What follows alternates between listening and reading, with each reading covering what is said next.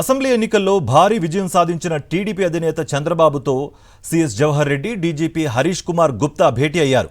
మర్యాదపూర్వకంగా కలిసి శుభాకాంక్షలు తెలియజేశారు. ఈ నెల 9న సీఎంగా చంద్రబాబు నాయుడు ప్రమాణ స్వీకారం చేయనున్నట్లుగా పార్టీ వర్గాలు తెలపడంతో ఆ దిశగా ఏర్పాట్లు చేస్తున్నారు అధికారులు.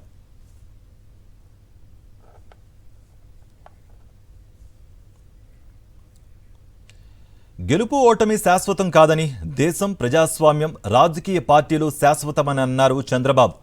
రాజకీయ పార్టీలు బాగా పనిచేస్తేనే మళ్లీ ప్రజలు ఆదరిస్తారని చెప్పుకొచ్చారు. కూటమిలో భేషజాలాలు లేకుండా కలిసి పనిచేస్తామన్న చంద్రబాబు తాము ఎన్డీఏలోనే ఉన్నామని, ఎన్డీఏ మీటింగ్లో పాల్గొనేందుకు ఢిల్లీ వెళుతున్నట్టుగా తెలిపారు. ఇది మాకేదో అధికారం అని మేము అనుకోవడం లేదు, ఒక బాధ్యత.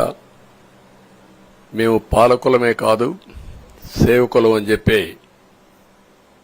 నినాదానికి శ్రీకారం చుట్టారు. ఇవన్నీ గుర్తుపెట్టుకొని పనిచేస్తాం. నేను చాలా స్పష్టంగా సూపర్ 6 ఇచ్చాం.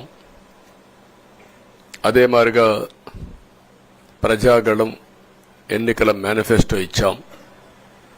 ఇవన్నీ కూడా ప్రజల్లోకి బాగా వెళ్ళాయి. ఒక హోప్ క్రియేట్ అయింది. ఇవన్నిటి ఫలితాలే నిన్న వచ్చాయి. ఇక్కడి నుంచి బాధ్యత ఉంటుంది. ఆ బాధ్యతని ఏ విధంగా చేయాలనో అవన్నిటి కూడా ప్రణాళికలు తయారు చేసుకుంటాం. మా మీద ఎంత నమ్మకం పెట్టుకున్నారో ఈ ప్రజల్ని మళ్లీ ఒక దారి చూపించే మార్గం మేము చూపిస్తాం. We are in NDA. I'm going for NDA meeting. In course of time, anything, we'll report to you. Thank you.